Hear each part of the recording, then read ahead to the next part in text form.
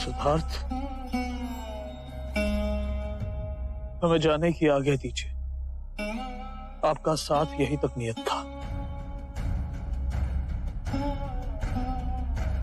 आप मेरे जीवन के कठिन मोड़ पे आए और अब जाने के लिए कह रहे हैं। जाने का कारण तुम ही हो सिद्धार्थ। जिस सिद्धार्थ को मैंने अपना ज्ञान दिया, अपना गुरु भाई, फिर अपना गुरु माना, अब तुम वो कहां रहे? मनुष्य कितनी अवस्थाओं से इस एक ही जीवन में परिवर्तित होता है।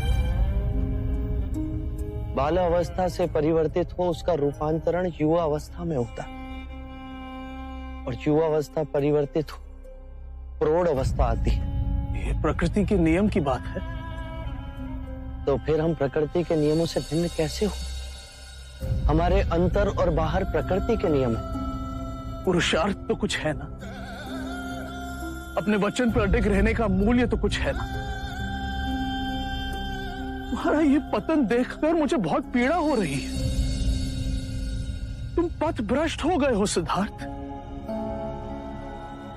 उस पथ का परीक्षण कर उसे व्यर्थ पाए। क्या उस पथ पर चलने का साहस समाप्त हो गया? यदि ये सांसारिक जीवन की अभिलाषा थी तो क्यों त्यागा घर द्वार, क्यों त्यागा यशोधरा?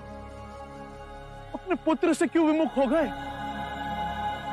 तुम तो संसार को मुक्ति के मार्ग की ओर ले जाने के लिए उठे थे।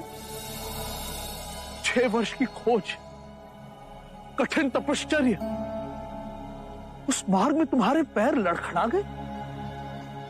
अपने उद्देश्य से इतनी जल्दी मत डिग जाओ। अपने सिद्धांत यूं ना गवा दो।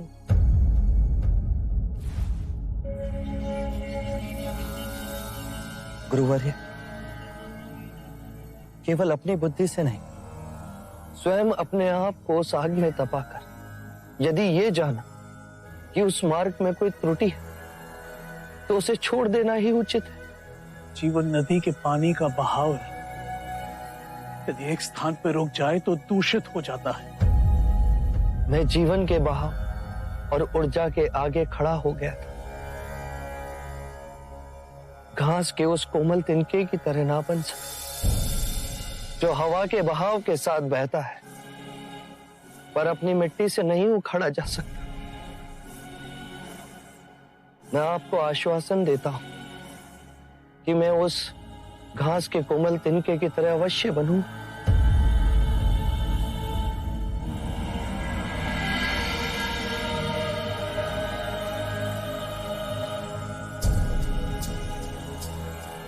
गुरुवर्य, मैं मनुष्य जाति की मुक्ति का मार्ग अवश्य खोजूं, और वो मार्ग आपको दिखाने में अवश्य लौटूं।